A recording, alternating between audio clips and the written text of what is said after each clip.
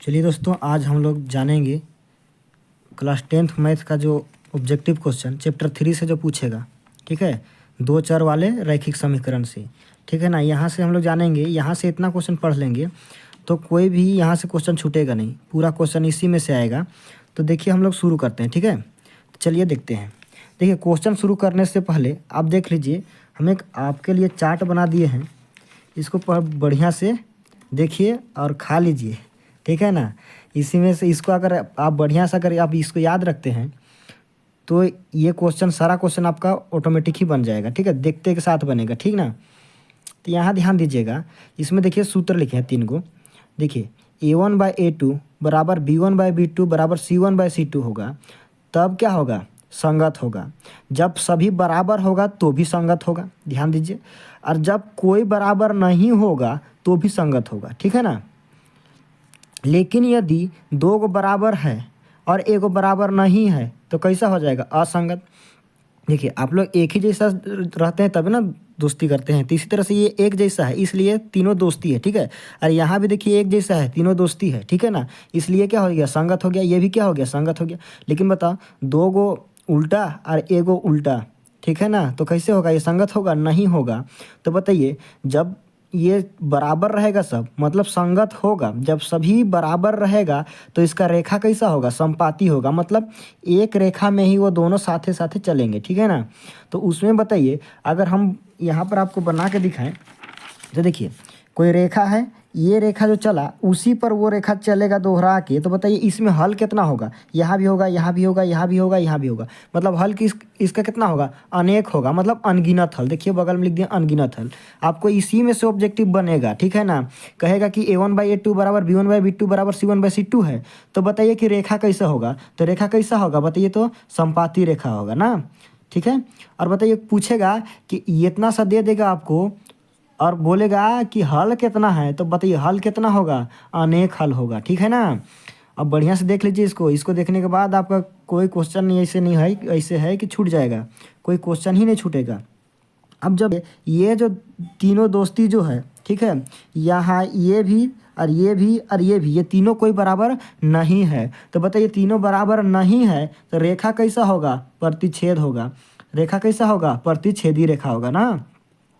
जब प्रतिच्छेदी रेखा होगा, देखिए वो कभी कभार मिलेंगे लोग। देखिए ये गया एक रेखा और दूसरी तरफ से आया एक रेखा, बताइए यहाँ पर जब मिल गया तो बताइए इसका कितना हल होगा? एक हल होगा, मतलब इसका कितना हल? एक हल। अब बताइए इसका कितना हल? इसका अनगिनत हल होगा। ठीक है ना, अब बताइए तीसरा वाला जब देखते हैं तो बताइए A1/A2 बराबर B1/B2 बराबर नहीं है C1/C2, तब क्या होगा? असंगत होगा। ठीक है, ये तीनों बराबर है? नहीं है। एक जैसा है? नहीं है। एक जैसा है ये नहीं है, तो संग दोस्ती कैसे रहेगा? इसलिए असंगत। अब बताइए, जब असंगत है तो ये अपना रास्ता चलेगा, ये अपना रास्ता चलेगा और वो दूसरा वाला जो है वो अपना रास्ता चलेगा। तो बताइए ये कैसा रेखा होगा? समांतर रेखा। मतलब कैसा रेखा? समांतर रेखा। और जब समांतर रेखा होगा तो इसका कोई हल होगा? नहीं होगा। तो इसका कोई हल नहीं होगा। तो आपको याद रखना है कि ये इसी में से हम एक देखिए क्वेश्चन लिखते हैं। देखिए इसी में से अगर बोले कि प्रतिच्छेद करता है तो बताइए उसका हल कितना होगा? 1 होगा। अब बताइए इसी में बोल देते हैं कि असंगत है तो उसका कितना हल होगा? कोई हल नहीं होगा। तो चलते हैं, हम लोग इतना इतना क्वेश्चन लिखे हैं, इसमें से टोटल क्वेश्चन में से देखिए, अब इस क्वेश्चन में यही सब तो दिया हुआ है, भर दिया है। देखिए पहला क्वेश्चन देखिए, रैखिक समीकरण युग्म A1x plus B1y plus C1 बराबर 0 तथा दूसरा दिया है A2x plus B2y plus C2 बराबर 0 में यदि A1/A2 बराबर नहीं है B1/B2, तो जब A1/A2 बराबर नहीं है तो B1/B2 बराबर नहीं है। A1/A2 और B1/B2 बराबर नहीं है तो C1/C2 भी तो बराबर नहीं होगा। तो बताइए इसका तो निम्न में से सही कथन कौन है बोल रहे हैं? तो बताइए इसमें से निम्न में से सही कथन कौन है?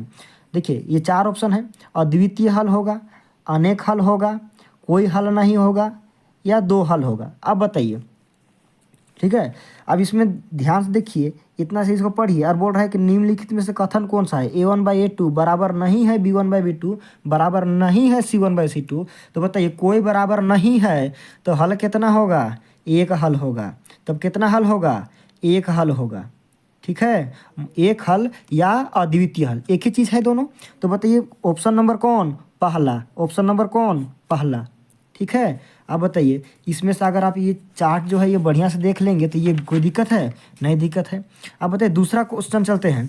दूसरा क्वेश्चन में देखिए रैखिक समीकरण युग्म संगत है तो आलेख कैसा होगा। आलेख मतलब रेखाएं, आलेख का रेखाएं कैसे होगा। तो बताइए संगत है, सॉरी असंगत है, असंगत है तो बताइए इसका आलेख कैसा होगा। तो बताइए असंगत है तो आलेख कैसा, कोई दोस्ती है या नहीं है, तो अपना रास्ता वो अपना रास्ता, तो कैसा रेखा, संपाती नहीं होगा, समांतर, हाँ ये समांतर रेखा होगा। देखिए ये कैसा रेखा चलेगा, समांतर चलेगा, दोनों कैसे चलेगा, समांतर। ठीक है ना। चलिए रैखिक समीकरण युग्म, तीसरा क्वेश्चन देखिए, रैखिक समीकरण युग्म, ये समीकरण दे दिया है। चलिए इसको तो आप जानते ही हैं, ये समीकरण है।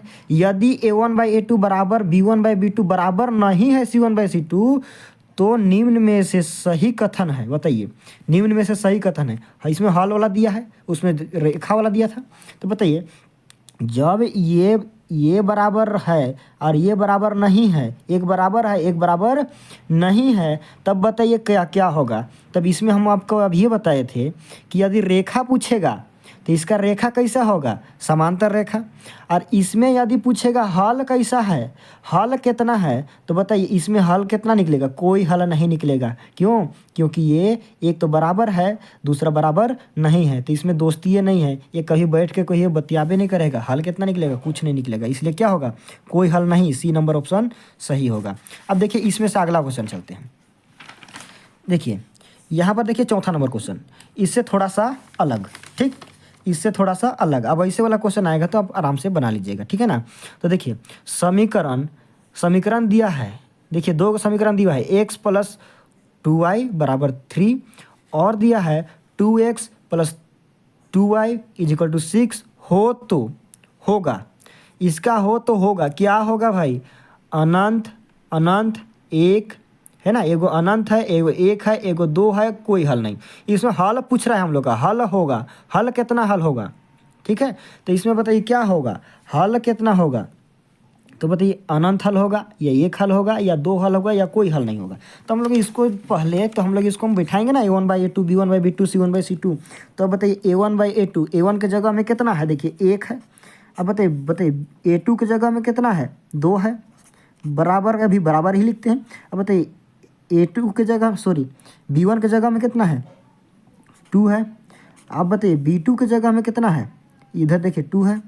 अब बताइए c1 के जगह में 3 और c2 के जगह में 6। तो बताइए अभी क्या करेंगे, यहाँ देखिए ये दोनों कट रहा है, काटिए, 2 × 2 2 × 2। अब बताइए क्या होगा, 3 × 3 3 × 2 6। तो अब यहाँ ध्यान से देखेंगे, दो गो तो बराबर हो जा रहा है, ठीक है, दो गो क्या हो रहा है, बराबर हो रहा है, और तीसरा जो है वो बराबर नहीं हो रहा है।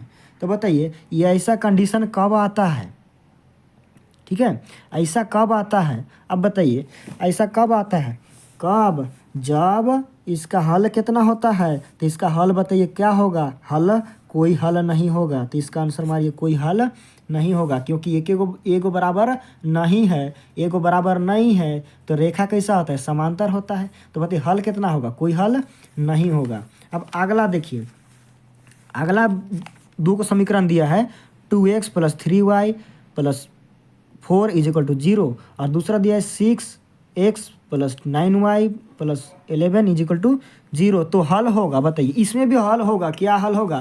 तो इसमें भी इसी तरह से बैठाएंगे, इसी तरह से बैठाएंगे। तो बैठाइए क्या होगा, देखिए यहाँ पर बैठाइए, a1 का मान कितना है, a1 का मान यहाँ से a1 a2 और a1 b1 और c1 ये मिलेगा, यहाँ से a2 b2 और c2 मिलेगा, ठीक है ना। तो बताइए इसको बैठाइए फार्मूला में, तो क्या होगा, 2 में a1 का मान कितना है, 2, और बताइए a2 का मान यहाँ से मिलेगा, x वाला किसका मान होता है, a का, तो ये पहला वाला हो जाएगा a1 का, दूसरा वाला हो जाएगा a2 का, और बराबर, अभी हम बराबर का ही चिन्ह रखेंगे। अब बताइए b1 का मान यहाँ पर देखिए 3 है, बटा में b2 का मान कितना है, 9 है, बराबर बताइए क्या लिखेंगे, c1 का मान 4 और c2 का मान 11 अब ध्यान से देखिएगा यहाँ पर क्या होता है। अब देखिए बैठाने सही बिठाया ना, चलिए ठीक। अब देखिए 2 एका 2, 2 तिया 6, 1/3 मिला। अब 3 एका 3, 3 तिया 9। अब ये कटेगा क्या? नहीं कटेगा भाई।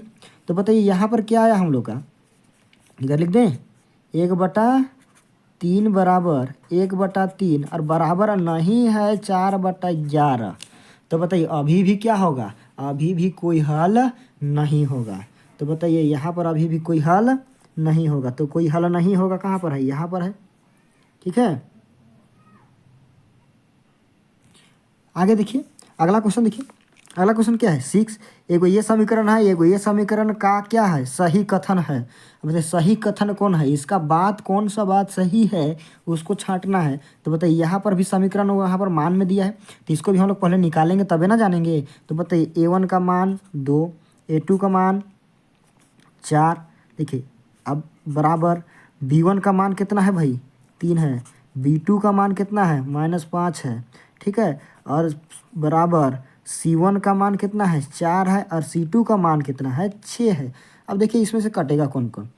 2 एका 2, 2 दूनी 4। यहाँ पर बताइए ये तो कटेगा नहीं।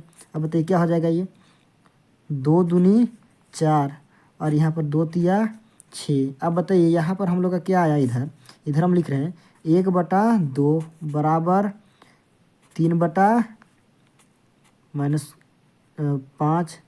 और बताइए यहाँ बराबर हो जाएगा 2/3। अब बताइए इसमें से कोई बराबर है? नहीं है। ये इसके बराबर है? नहीं है। ये इसके बराबर है? नहीं है। अब बताइए यहाँ पर कोई बराबर नहीं है, तो हल है, हल पूछा है या रेखा पूछा है? ध्यान दीजिए यहाँ पर हम लोग को हल पूछा है। तो बताइए इसमें से कितना हल होगा? जब ये काट रहा है तो कैसा रेखा? प्रतिच्छेदी रेखा। जब प्रतिच्छेद करेगा रेखा को तो कितना हल होगा? एक हल होगा। एक हल होगा बोलेगा या अद्वितीय हल, है ना? एक हल या अद्वितीय हल। देखिए कहाँ पर है? यहाँ पर है, एक हल है। तो यही इसका आंसर होगा। आगे देखिए अगला क्या पूछ रहा है? रैखिक समीकरण युग्म के रेखाएं समांतर है तो समीकरण का हल होगा। देखिए रेखाएं समांतर रहेगा तो हल क्या? कोई हल नहीं। सीधे आँख लूम के मार दीजिए, कोई हल नहीं। ठीक है, कोई हल नहीं होगा। रेखा अगर समांतर चलेगा ऐसे ऐसे सीधे सीधे तो क्या होगा? इसका कोई हल नहीं होगा। ठीक ना?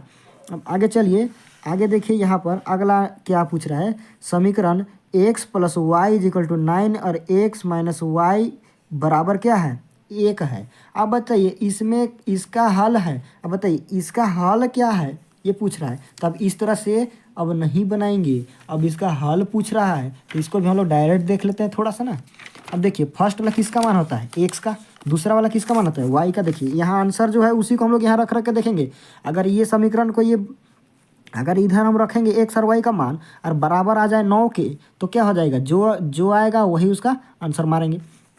ठीक है, हम लोग यहाँ पर x y रख के बनाते नहीं रहेंगे। ठीक है ना? समीकरण हल नहीं करेंगे बिना समीकरण हल किए। देखिए यहाँ पर, देखिए हम यहाँ पर रख रहे हैं ना फर्स्ट वाला में। तो बताइए x का मान कितना रखते हैं? x का मान अभी 4 रखते हैं। देखिए x + y है तो x का मान यहाँ देखिए समीकरण में क्या है? 4 और प्लस y का मान कितना है? 3 है। तो जोड़िए तो कितना आता है? 9 के बराबर आता है क्या? देखिए तो जोड़िए कितना आएगा? 7 आ जाएगा। इसके बराबर है? नहीं है। मतलब ये इसका आंसर है ही नहीं। अगला वाला देखिए, अगला वाला चेक करके देखिए, और जब हो जाएगा तो दोनों में चेक कर लेना। देखिए अब देखिए ये वाला क्या है? अगला समीकरण में देखिए x का मान 5 है, x का मान 5 है, प्लस है यहाँ का प्लस। अब बताइए y का मान 4 है, जोड़िए तो 9 के बराबर आता है कि नहीं? अब देखिए 4 + 5 क्या हो जाएगा? 9। ये 9 के बराबर आ रहा है, मतलब यही इसका आंसर होगा। देखिए अगला वाला में करके अब देखिए यहाँ पर 1 लाना है। देखिए 5 में अगर 4 घटाएंगे, 5 में यदि 4 घटा दिए तो क्या आ जाएगा? 1 आ जाएगा। मतलब इसका आंसर कौन होगा? सही, ये होगा आंसर सही।